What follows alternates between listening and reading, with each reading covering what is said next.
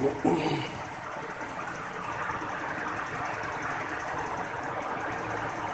الحمد لله نحمده ونستعينه ونستغفره ونعوذ بالله من شرور أنفسنا ومن سيئات أعمالنا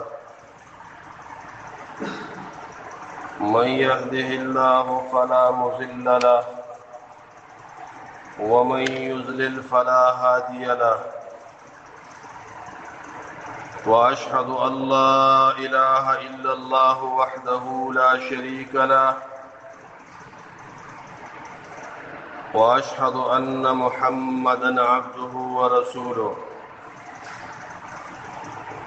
يا أيها الذين آمنوا اتقوا الله حق تقاته ولا تموتن إلا وأنتم مسلمون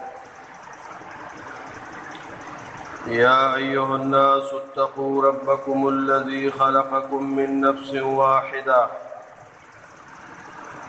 وخلق منها زوجها وبث منهما رجالا كثيرا ونساء واتقوا الله الذي تساءلون به والأرحام إن الله كان عليكم رقيبا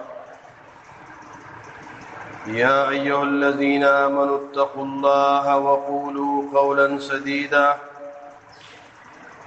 يصلح لكم أعمالكم ويغفر لكم ذنوبكم ومن يطع الله ورسوله فقد فاز فوزا عظيما أما بعد فإن أحسن الحديث كتاب الله وخير الحديث هدي محمد صلى الله عليه وسلم وشر الأمور محدثاتها وكل محدثة بدعة وكل بدعة ضلالة وكل ضلالة في النار.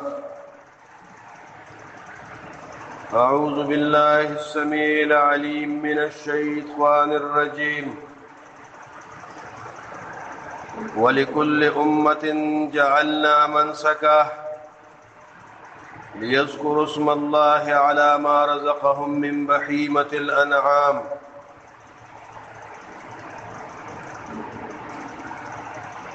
وما عزت مندو حاضرين أو سامعين مسلمانان، السلام عليكم ورحمة الله وبركاته. مخی جمعہ کی قربانی متعلق او دارنگی د اضحیه او د اول عشری د ذی الحجې فضائل او بعض احکامات بیان شوي.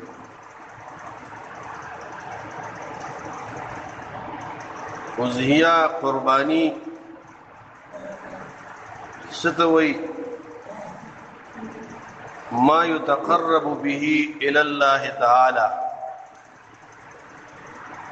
هغه څه ته وایي چې باغې سره سړی ځان الله تعالی ته نږدې کوي.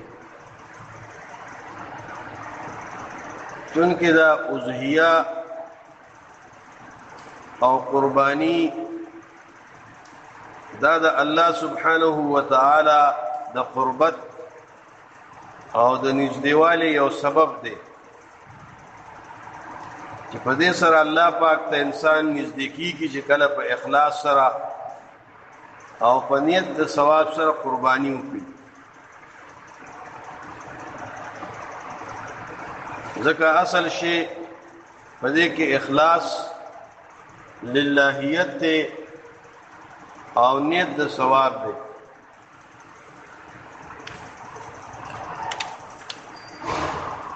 اللہ رب العزت سورۃ انعام کے فرمائی قل ان صلاتي ونسكي ومحياي ومماتي لله رب العالمين. ورته یا پیغمبر صلی الله علیه وسلم چې زما منځ او زما قربانی زما تمام عبادات ومحیای او زما جن ومماتی او زما مرگ لله رب العالمین خاص د الله د پاره دی چې رب د مخلوقات وي. یو مومن تمام فعلونه کارونه هغه به خالص لله وي، د الله سبحانه و تعالی د رضا د پاره. او رب العالمین د انسان زړه ته نیت ته او اخلاص ته ګوري. انما الاعمال بالنیات، نبی صلی الله علیه وسلم فرمائی یقینا صحت د اعمال موقوف ته په نیتونو باندې. چې د انسان نیت صحیح وي رب العالمین د انسان ته په دې باندې اجر ورکوي، ثواب ورکوي. سورۃ الحج کې اللہ رب العزت فرمائی لن ینال اللہ لحومها ولا دماؤها ولكن يناله التقوى منكم. چرې نه رسیږي الله تعالی ته د قربانې د سارو غوښې او داغي وینې، دا الله تعالی ته نه رسیږي، ځکه دا خو دا غوښې چې دي انسانانو خوري او دا وینې په ځمکه باندې توی شي. الله سبحانه و تعالی ته چې رسی ناغه تقوا للهیت او اخلاص رسیږي. دا بنیادی شی دی. الله پاک خپل نبی ته فرمایي فصل لربک وانحر، عبادات چې کې مونږ کې قربانی کې نحر کې نو خالص د رب د پاره کوا، دې د پاره کوا چې الله راضي شي. او دارنګه پدې کې دا لټول چې د رسول الله صلی الله علیه وسلم طریقه څنګه و. دا الله نبی د عبادتو د پاره کمی طریقې خودلې دي، د منځونو د پاره د قربانو د پاره باغه طریقه باندې عبادت قربانی کول الله رب العزت قبلې. دوسری شوی آیات کریمه کې اللہ سبحانہ و تعالی فرمائی وَلِكُلِّ أُمَّةٍ جَعَلْنَا مَنْسَكًا، او د هر یو امت د پاره ګرځولي مونږه د قربانې طریقه. یو معنی په کې دا ده چې منسک نه مراد د قربانې طریقه. دا قربانی په هر یو امت کې و، په خوانو امتونو کې قربانی و. د آدم علیه السلام اولاد حابیل او قابیل قربانی پیش کړي و. سورۃ مائده کې داغه تذکرہ راځي. چونکه د حابیل قربانی چې وا هغه په اخلاص باندې وا، او د قابیل په قربانی کې اخلاص نو، سمعت ریا وا، نو کبر تکبر پکې. نو الله رب العزت د حابیل قربانی قبول کا او د قابیل قبول نکړه، ځکه انما يتقبل الله من المتقين. الله رب العزت قربانه دا د متقینو نه قبلې، عبادت د هغه چا نه قبلې چې اخلاص او تقوا وي. دارنګه آدم ابراهیم علیہ السلام هم د الله په دربار کې قربانی پیش کړي و. او دانن چې مونږ او تاسو کوم قربانی کوو نو دا د ابراهیم علیہ السلام د هغه قربانه سنت او هغه طریقه ژوندې کول دي. یو روایت کې راځي چې رسول الله صلی الله علیه وسلم ته صحابه کرامو ذکر وکړو ما هذه الاضاحی، دا الله نبی دا قربانه چې مونږ کوو دا سدي. قال سنت ابيكم ابراهيم، نبی صلی الله علیه وسلم وتو فرمایل اذا استاسو دا پلار نیکو ابراهیم علیه السلام سنت او طریقه دا نو صحابه کرام عرض کو یا رسول الله صلی الله علیه وسلم مونږ ته په دې څه اجر ملاويږي؟ نبی صلی الله علیه وسلم ورته فرمایل چې په هر یو وخت د قربانۍ د ساروی یو نیکی ده. به وی کچرته یو ساروی داسي وي چې پاغه باندې وړې وي وخت پینوي داغه د نیکه بس حکومي وی په هر یو ریشه د وړې او تار د وړې باندې یو نیکی ده. نو مارز دا کو چې قرباني ډېر اوچت عمل دی او دا قرباني چې دا په مخکینو امتونو کې مو ابراهيم عليه السلام د الله په دربار کې د خپل زوی اسماعیل علیہ السلام ذبح پیش کړی و، لیکن کله چې چاړه چلولا نو ورته ویل شو چې تا خپل خوب رښتیا کو وفدیناه بذبح عظیم او د دې په عوض کې مونږ هغه ته یو غټه ذبح ورکړه، لوی ذبیحه الله پاک ورته ورکړه. زما عزتمندو نو د قربانې کولو امر رسول الله صلی الله علیه وسلم تم دی. وصلی لربک وانحر، نحر د الله د پاره قربانیو کا. قل ان صلاتي ونسكي ومحياي ومماتي لله رب العالمين. احادیثو کې راځي چې نبی صلی الله علیه وسلم په مدینه منوره کې لس کالو او لس کال رسول الله صلی الله علیه وسلم قربانی کړی ده.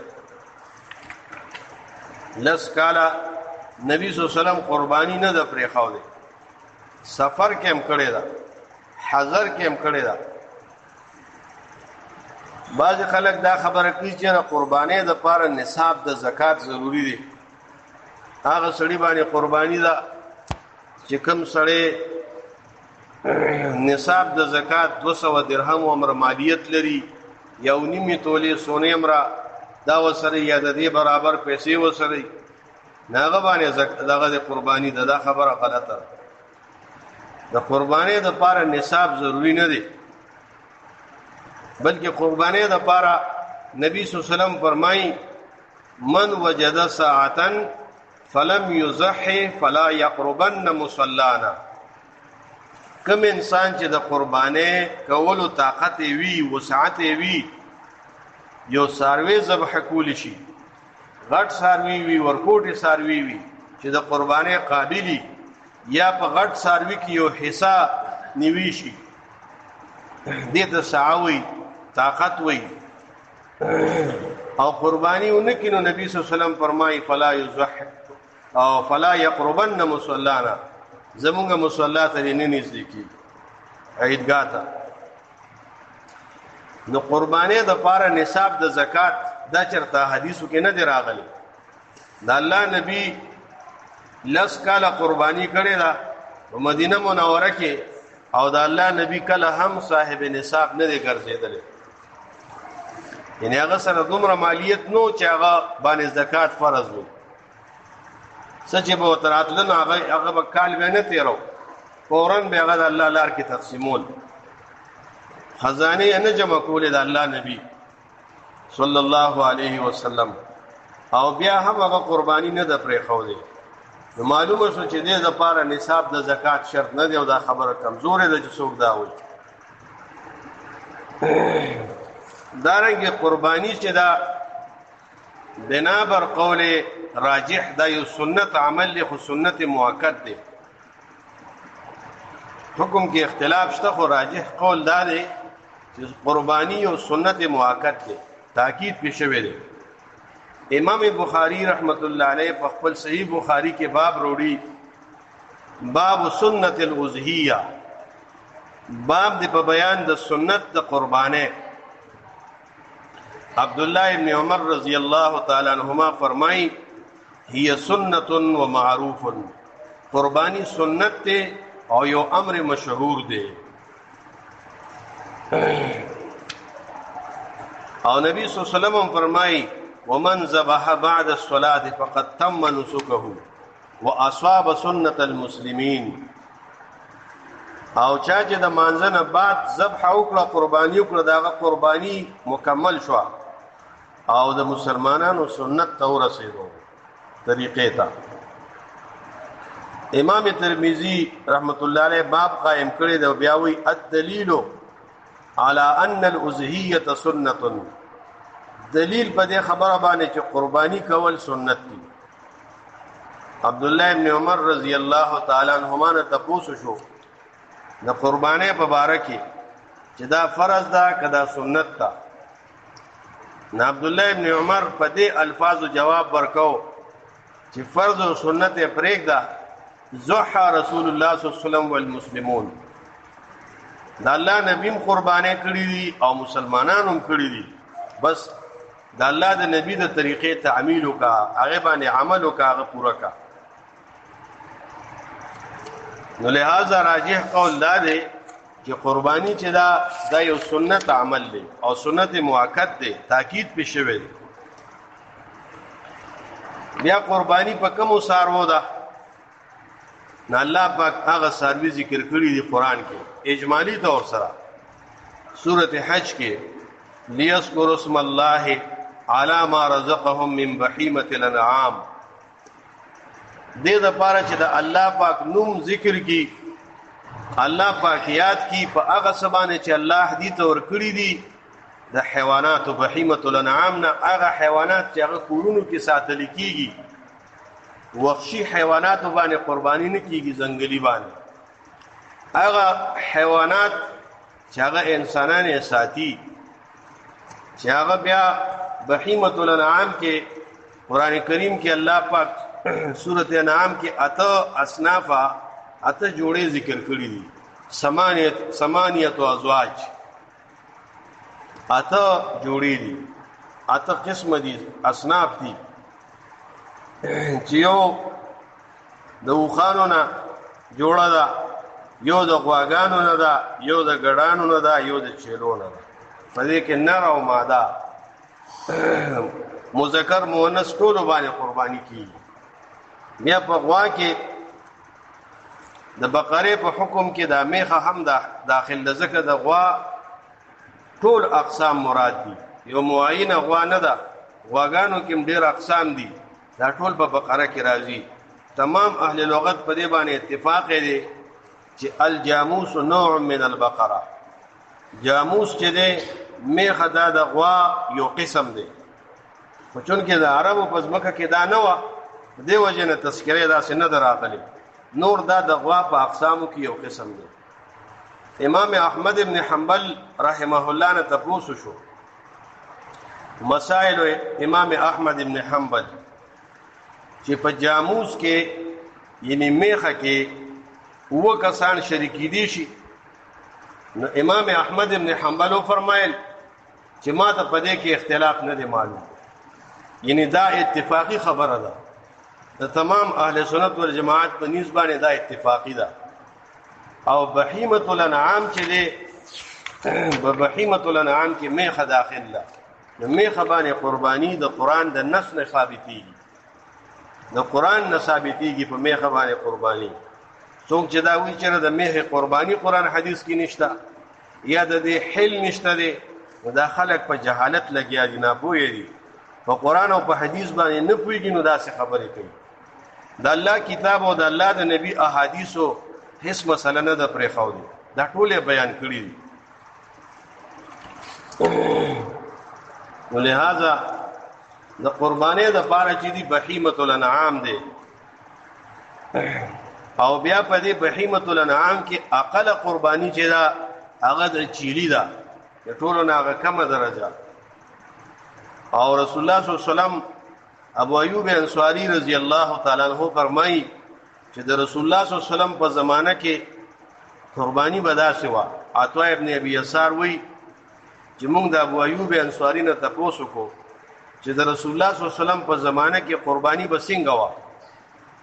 ناغو فرمایل وکان الرجل فی عهد النبي صلی الله علیه وسلم یضحي بالشاة عنه وعن اهل بیته.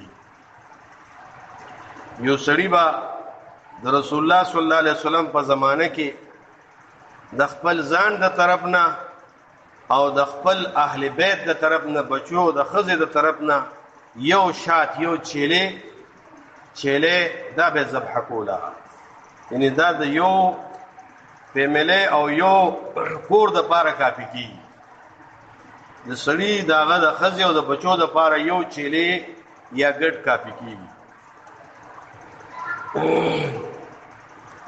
او بیا په غټو سارو کې چې هغه اوښان دي، غواګانې دي، میخې دي، دې کې بیا حصې هم جایز دي. ثابت څاروی م یو کس چې توفیق یې وي ذبح کولی شي، او کو توفیق یې د دې نه وي نو په دې کې حصې راغلي دي. عبدالله ابن عباس رضی الله عنهما فرمایي كنا مع رسول الله صلی الله علیه وسلم فی سفر، موږ د رسول الله صلی الله علیه وسلم سره په سفر کې وو. فحضر الاضحى، د سفر په حالت کې عید الاضحى راغی، قربانه اختر. فاشتركنا في الجزور عن 10 والبقر عن 7. په خوانو کې مونږه لسو کسان شریک شو او په غواګانو کې دوونه. نو اوخ کې تر لسو پورې یو روایت راځي دا ابن ماجه راوړی دی او نورو کتابونو کې مشتا نسائی کې چې اوخ کې قربانه کې لسو پورې شرکت راغلی دی. او غوا کې میخه کې وو پورې. اوس د قربانه ایام سدي، اوقات سدي. د قربانه وخت چې دا شروع کیږي د اختر د مانځه نه وروسته، د اول ورځ ده. اول ورځ د قربانه صدا اختر مانځه نه وروسته شروع شو. بیا دا ایام التشریق ټولو کې قربانی کیږي. په دې باندې حدیث دی جبیر ابن مطعم رضی الله عنه فرمایي چې رسول الله صلی الله علیه وسلم فرمایل کل ایام التشریق ذبح، د ایام التشریق ټول ورځې دا د ذبح او د قرباني ورځې دي. مسند احمد کې ابن حبان کې دا روایت موجود دی. د علی رضی الله عنه نه امام ابن قیم زاد المعاد دویم جلد کې یو روایت وروړي چې علی رضی الله عنه فرمایل چې دا یوم الاضحى د قرباني ورځ ده او د دې نه بعد 3 ورځې، یعنی 4 ورځې پورې قرباني کیږي. ایام التشریق، یوم النحر، او د دې نه بعد لسما، یو لسما، دو لسما، دیار لسما. لسما، یو لسما، دو لسما، دیار لسما، دا 4 ورځې پورې قرباني دا جایز ده. غوړه دا چې په اول ورځ باندې شي، ځکه نبی صلی الله علیه وسلم خپل عملی طریقه دا و چې په اول ورځ باندې به قرباني کوله. بیا ورپسې دویم ورځ ده فضیلت راغلی ده او جواز د قرباني چې دی دا 4 ورځې دي. ایام التشریق ورځې حدیث مرفوع په دې باندې راغی. بعض اهل علم وایي چې د قرباني د پاره 3 ورځې دي، یوم النحر او دینه بعد 2 ورځې. دا قول کمزور دی، دا دغه حدیث مرفوع خلاف دی. او یو قول پکې شاذ او نادر دام راغلی چې صرف یو ورځ ده، دا قول بیا د قران نم خلاف دی. ځکه قران پاک کې الله پاک ایام معلومات وایي، ایام جمع د یوم ده او معلومات جمع د معلومتون ده. نو دارنګه دا جمع ده. نو لہذا د قرباني ورځې چې دي ایام التشریق دا 4 ورځې دي او دا پکې راجع خبره ده. دارنګه د قرباني ساروي هغه کې دا شرط سیوا د غډانو نه چې هغه به دوغاخي. نبی صلی الله علیه وسلم فرمایي حدیث د صحیح مسلم کې راځي لا تذبحوا الا مسنہ. نبی صلی الله علیه وسلم فرمایي تاسو مذبح کوئ مگر هغه ساروي چې هغه مسنہ وي. مسنہ معنی دوغاخي وي. اوس دا دوغاخي ساروي چې دی دا په میخه کې، په وخانو کې، په غواګانو کې، په چیلو ټولو کې دا ضروری دي سوا د ګډانو نه. ګډ چې دی هغه کې استثناء راغلی ده که یو سړی مسنه ساروي موندنه کی نو په ګډانو کې جزع من ازوان ذبح کولی شي. جزع من ازوان، ځوان په عربی کې ګډ ته وایي او جزع د یو کال، یو کلن ته وایي. شپږو میاشتو والا خبره کمزورې ده. جزا هغه ده چې هغه د یو کال پوره شوي، غاښونه یې نه روتې خو د یو کال وي، نو ګډانو کې جزعه ده دا کافي کېږي قربانۍ کې، غاښ پکې شرط نه دی. او د ګډ نه علاوه نور څومره څاروي چې دي واړه دي که غټ دي په ټولو کې غاښ شرط دی. دارنګې د قربانۍ څاروي چې دي دا به د عیوبو نه پاکي، دې کې به هغه عیوب نه چې کوم عیوب رسول الله صلی الله علیه وسلم فرمایلی. نبی صلی الله علیه وسلم فرمایي 4 لا تجوز فی الاضاحی، 4 قسمه حیوانات دي چې په هغې باندې قرباني نه کېږي.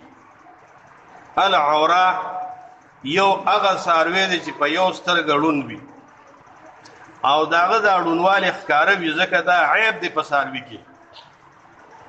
په دواړو سترګو باندې چې ړوند وي خو په طریقه اولا پې نه کېږي، چې په یو سترګه باندې څاروي ړوند دي په هغه باندې قرباني نه کېږي. بین حدیث کې راغلی چې دا ړوندوالی ښکاره وي، ړوندوالی څه نه ښکاره وي چې نظر پکې نه وي، یا دا سترګې شنه شوي بالکل او راپړسېدلي، نو په داسې څاروي باندې قرباني نه کېږي. یو څاروی داسې دی چې د هغه په سترګه کې سپینوالی زیات شوی دی، ړوند نه دی خو هسې دا سپینوالی دا ماده پکې زیاته ده، نو داسې څاروي باندې قرباني کېږي، ځکه د ده دا ړوندوالی چې دی دا واضحه نه دی، دا ړوندوالی د ده پټ دی، ځکه ظاهر کې د ده نظر لګي خو هسې هغه سپینوالی په دې سترګه باندې غالب شوی دی، نو دا عیب په حدیث کې نه دی نفي شوی. حدیث کې ورسره بین لفظ وي هغه څاروی چې د هغه دا ړوندوالی ښکاره وي. دویم والمریضتو، او هغه څاروی چې هغه مریض او بیمار وي او د هغه دا مرض چې دی هغه بین او ښکاره وي، مرض معلومي مرض ښکاره وي، په داسې څاروي قرباني نه کېږي. یو څاروی داسې دی عرجه چې په خپه باندې ګوډ وي او دا ګوډوالی ښکاره وي، یو داسې ګوډوالی چې پته نه لګي پورا بین، دا معنی چې هر سړی ګوري دا څاروی ګوډ دی، په داسې څاروي باندې قرباني نه کېږي. او داسې څاروي چې داسې ټپ او مانده وي او کمزوري وي چې په هغه کې مغز او چربي به کې بالکل وي نه، یعنې خوار څاروی چې دا پختی پکې راوتي، هډوکي پکې راوتي، په داسې څاروي باندې هم قرباني نه کېږي. دارنګې علی رضی الله تعالی عنہ فرمایي، ابو داود کی روایت راځي، امرنا رسول الله صلی الله علیه وسلم، مونږ ته رسول الله صلی الله علیه وسلم امر وکړو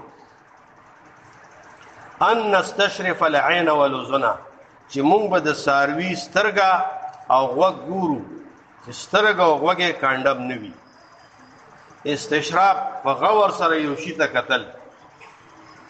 دارنګه بل روایت کې راځي خو هغه سندن کمزور دی، د علی رضی الله تعالی عنہ پر روایت سره چې نهى رسول الله صلی الله علیه وسلم ان يضحى بعزباء الاذن والقرن،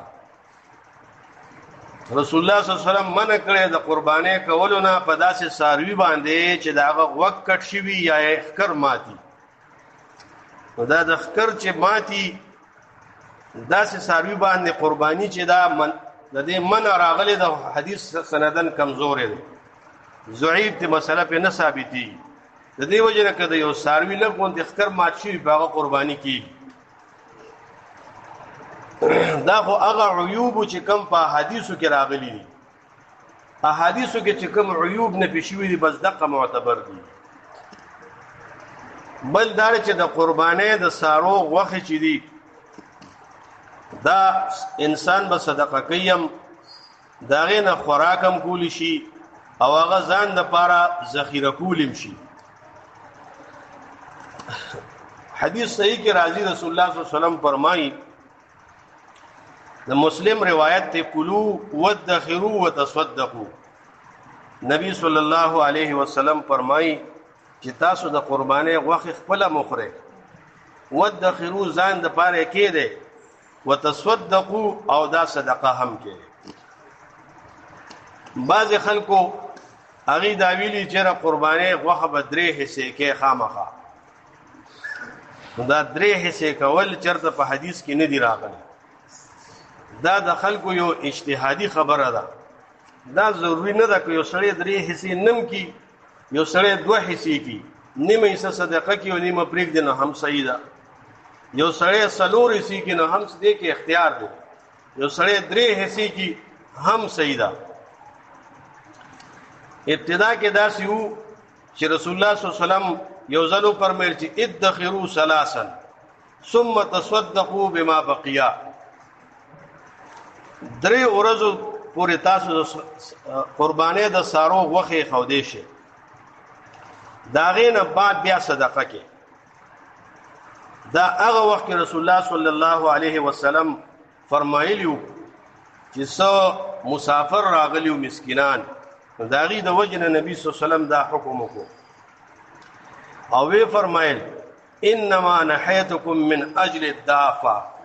تاسو ما منې کړې وې د دې وجنه چې دلته غربا او فقرا راغلیو، نو ما تاسو منې کړې وې چې د درې ورځو نه به زیات د قربانۍ غوښې نه ږدئ.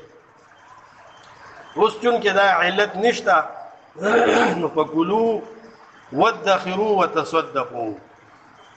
دې سره اول حکم منسوخ شو. تاسو د قربانۍ غوښې خپل هم خورئ، وادخروا او ساتل هم شي او صدقه کول هم شي. دارنګې د قربانۍ سرمن چې دا داغه حقدار مسکین دی. هغه څوک دی چې هغه مسکینی. د قربانۍ سرمن خرڅول منع دي، البته بغیر د خرڅولو نه. چا چې قرباني کړي هغه بغیر د خرڅولو نه ذاتی استعمال لپاره هغه استعمالول شي. لکه صحابه کرام ویلي ان ناسا يتخذون الاسقيه من ضحايا. څه خلک داسې دي چې هغه د قربانو د سارو د دې سرمنو نه مشکونه جوړي.